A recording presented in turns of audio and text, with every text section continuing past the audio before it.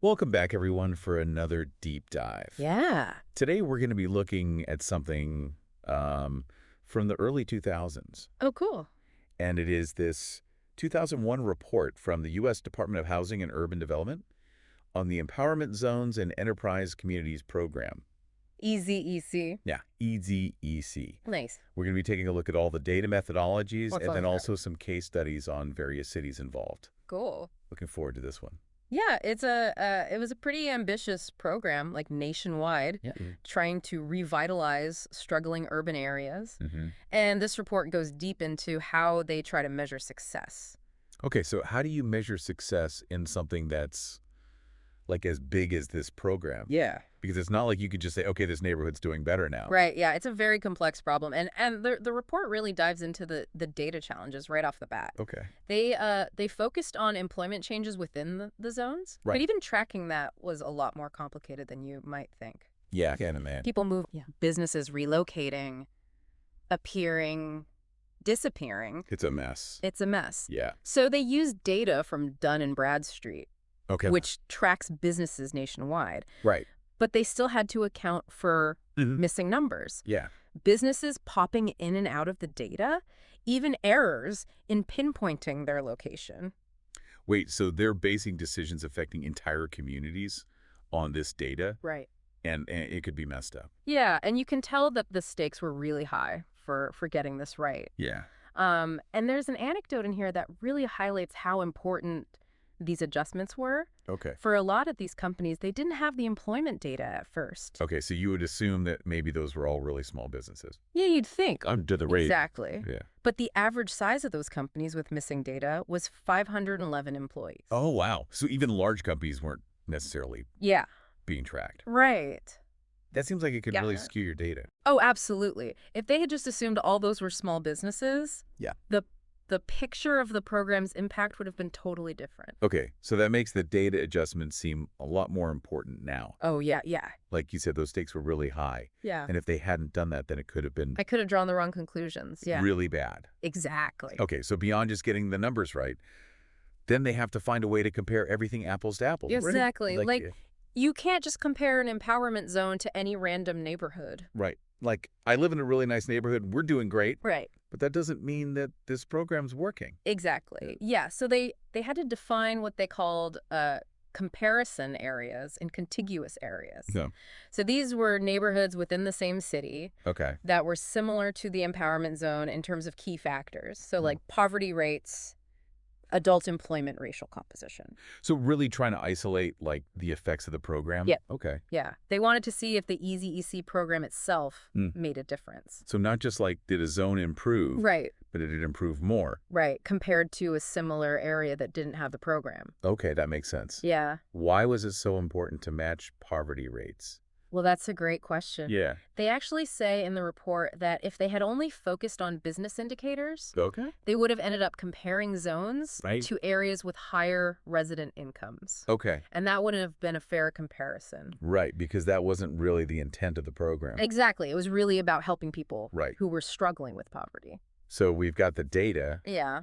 but I'm guessing that's not the whole story. You're right. Data can only tell you so much. Right. You have to hear from the people who are living and working in these zones. So businesses. The businesses, exactly. Okay. So that's where their business establishment surveys come in. 2 waves of these surveys in 1997 and 2000. Okay.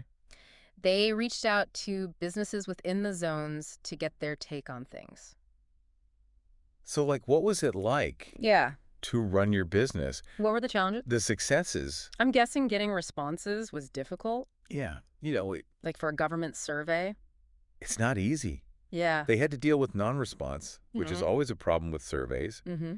and they had to carefully weight the results To make sure. to make sure that all the businesses in the zones were represented, Right. from the tiniest mom and pop shops Right. to the larger employers. So the whole spectrum. The whole spectrum. Yeah. Exactly. And they were really interested in resident and minority-owned businesses Okay. and how the program impacted local hiring practices. Okay, cool. Yeah. So it wasn't just about throwing money at the problem. Right. Right. They had some strategies involved. Oh, absolutely. Okay. And that's where this thing called pathways of change comes in. Pathways of change. Pathways of change. Okay. They're kind of like visual roadmaps for each city. Okay, so like a flow chart. Yeah, think of it like a flue chart connecting the programs with the intended outcomes. Okay, so how the pieces of the puzzle were supposed to fit together. Exactly. You have a good example? Yeah, the Boston example is a great one. Okay. They had two pathways, Okay. one for economic development Right. and one for human services. Okay. Both of them tackled issues like poverty, unemployment, and quality of life. Okay. But the economic development pathway, it really emphasized getting banks to commit to lending to low-income residents. Okay. So it was about helping people start and grow businesses. Oh, not just creating jobs, but actually like- enabling people Right, to exactly. create jobs themselves. Empowerment. Yeah. Yeah. Exactly. And the cool thing is that the pathways varied a lot from city to city. Oh, wow. Yeah, some were very focused, Okay. and others were very holistic, Right. linking lots of different things together. For example, Burlington. Yeah. They really emphasized synergy between workforce development and business development. Okay, so you're not just creating jobs, Right. but you're making sure that the Yeah. people who need those jobs are able to fill them. Exactly. It's about creating opportunities for the residents Yeah. of these zones. So we've got the data, we've got the strategies, hmm but the question is, did it actually work? That's a great question. Yeah. And that's what we'll be talking about next. Okay. Yeah. Let's take a break. Okay, so we have these really ambitious plans, Hmm. these pathways to revitalization. Yeah. But I'm guessing it wasn't always easy to put that into practice. Yeah, you're telling me the report makes it clear that it wasn't easy to turn these grand visions into reality? Okay, so what were some of the roadblocks they ran into? Well, one of the biggest challenges was just trying to articulate these pathways of change in a really clear and concise way. Yeah, I mean, not everyone thinks in like a step-by-step process like Yeah. that, right? Like some people are big picture people. Mhm. Some people are really detail-oriented. Yeah. And, sometimes you just got to make decisions on the fly. Right, you got to be adaptable. Yeah. And the report found that some people, especially those who were like really in the trenches, Yeah. they were so focused on the day-to-day Yeah. that they didn't see how it all fit together. Yeah, they couldn't see the forest for the trees. Exactly. Okay, so it was hard to track progress. Yeah, Because- it's hard to connect the dots. Yeah, they weren't thinking about the bigger picture. Right. What about politics? Did that play a role? Oh, yeah. The report talks about Louisville and San Diego, Okay. where the mayors were initially huge champions for the Easy EC program, Okay. but then new administrations came in, Yeah, and it all changed. and the interest and support just dwindled. It's so frustrating when something like that happens, right? Oh, it is. It is. Okay, so what about data? Did they actually have a way to track what was happening? Yeah, so the report really emphasizes the need for a solid baseline. It's Yeah. like a snapshot. Yeah, like a before picture. Okay. So you know what things were like before the program started, Okay.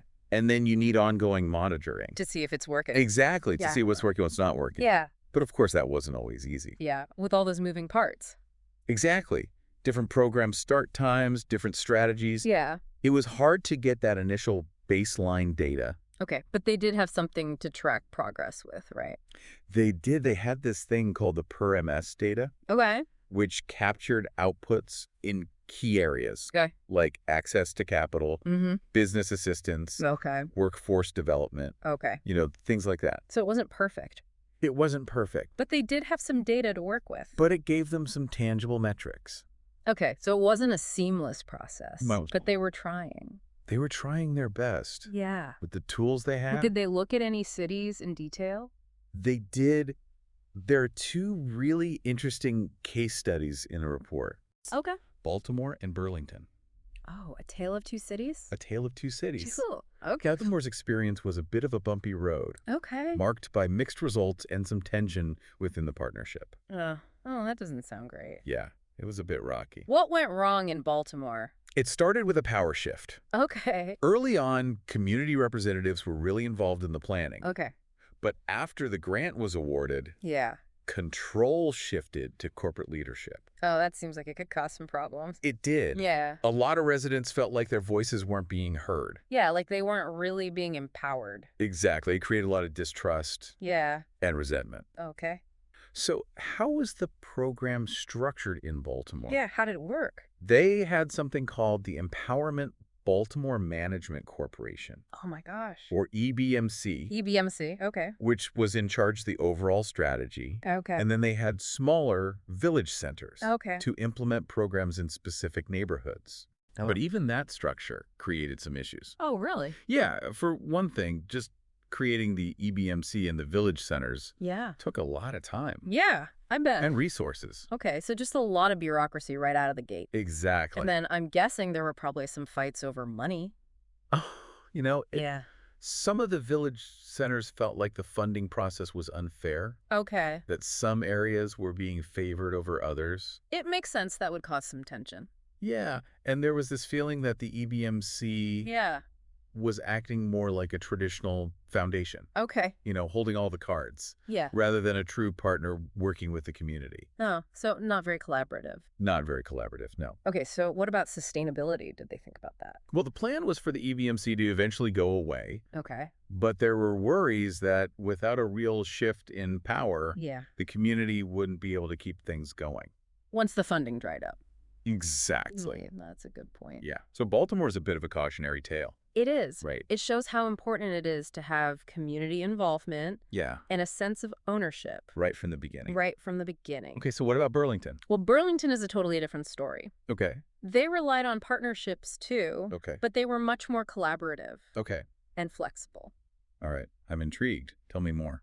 So instead of creating all these new organizations, Okay. they decided to tap into existing ones. So like nonprofit? Nonprofits, community groups, city agencies. Okay, so like working within, Exactly. leveraging what was already there. That makes sense. Yeah. And I bet their planning process was a lot more inclusive. Oh, yeah. Much more inclusive. Okay. The report actually describes it as Yeah, democratic but messy. I like that. Yeah, it's good. So they had this steering committee Right. that had people from government, nonprofits, and businesses. Exactly. So everyone had a seat at the table. Oh, and they allocated the money up front They did as part of the planning. right there in the planning process. Interesting. So that means that there weren't going to be fights later. Exactly. It prevented a lot of the funding battles that Baltimore had. That's so smart. Yeah. Okay, I'm liking Burlington's approach a lot better. It's a good one. Yeah, So did this more collaborative approach lead to better results? that's the big question, right? Yeah, and the report highlights 3 specific partnerships Oh.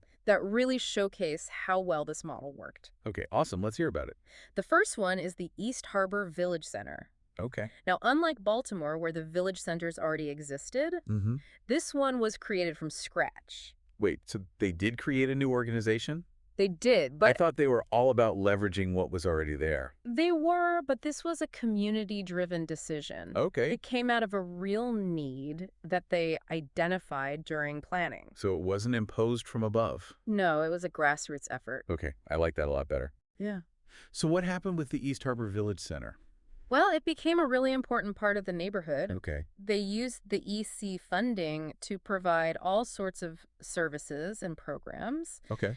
And they even started their own community development corporation Oh, wow. to work towards sustainability. That's amazing. Yeah, it's great. Okay, so they weren't just given programs. Right. They were able to kind of shape their own destiny. Exactly. That's cool. The other 2 partnerships are equally impressive. Okay, well, let's hear about them. The second one is called the McClure Multi-Generational Center, Okay. and it brought together 3 organizations Okay. that you wouldn't normally think of as working together. Okay, I'm really intrigued. Yeah. Tell me more. It was the Burlington Community Land Trust, Okay. Burlington Children's Space, Hmm. and the Champlain Senior Center. Wow, that's a very interesting mix. It is. Okay, so what did they do together? Well, they created this amazing facility Okay. that housed both a child care center and a senior center. Oh, I love that. Yeah, it's great. Like meeting multiple needs with one project. Exactly. That's so cool. And it wasn't even part of their original plan. Oh, wow. They saw an opportunity Yeah. and they went for it. What were some of the benefits of this approach? Well, both the child care center and the senior center were able to expand. Okay. And the land trust, Yeah. they managed the construction Right. and secured funding. So it really was like a true collaboration. A true partnership. Yeah. And I bet there were some great interactions between the seniors and the kids. Hooey. The report talks about seniors being book buddies for the children. Yeah. And they even had an intergenerational percussion group That's so... Oh. that performed at a local jazz festival. Oh, wow. Yeah. That's amazing. It was really special. Okay, so I'm sold on the multi-generational center. It's a good one. What about the third partnership? What made that one special? So what about this third partnership? What made it stand out? Well, this one was all about safety. It was called the Public Safety Project, and it was focused on Burlington's Old North End neighborhood. Okay, so a little bit different from the economic development stuff we've been talking about. Yeah, a little bit different focus. How do they approach this challenge? Well, they really focused on community policing. Okay. It was mostly a partnership between the city's Community and Economic Development Office. CEOTA? Yeah, CEDO and the police department. Okay. But they also worked really closely with residents. So really bringing those residents into the fold. Absolutely. Yeah. They wanted to empower people Right. to take charge of their own safety. What kinds of things did they do? They organized block associations, Okay. neighborhood watch groups. Mhm. They even provided leadership training to residents. Oh, that's cool. Yeah. So they really gave residents the tools to actually make a difference. Exactly. That's awesome. And it seems like it worked. Yeah. The report says that crime went down by 20% in the neighborhood. Oh, wow, that's huge. Yeah, it's pretty impressive. Okay, so it sounds like Burlington really had a good handle on this whole partnership thing. They did. They really seemed to get it. But I'm guessing it wasn't always smooth sailing. You're right. There were definitely some bumps along the way. Okay. But I think those bumps offer some valuable lessons for us. Yeah. Like, what did they struggle with? Well, one thing they mentioned was the difficulty of engaging the whole community. Okay.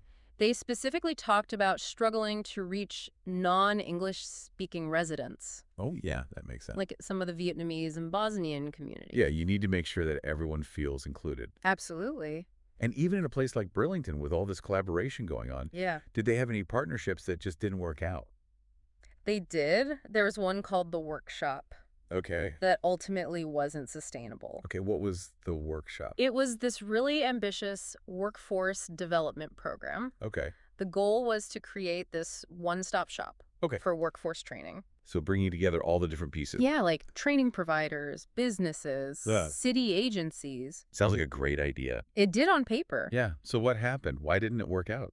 Well, even though everyone was on board with the big picture, Yeah. there were still some turf issues and competition. Oh, so like who gets the clients? Yeah, who gets the funding? That kind of thing. It's hard to overcome those things sometimes. It is, and in this case, they really needed a strong neutral party. Right, like CEDOS was doing in other partnerships. Exactly. Someone to kind of act as a referee. Keep everyone focused on the big picture. Yeah.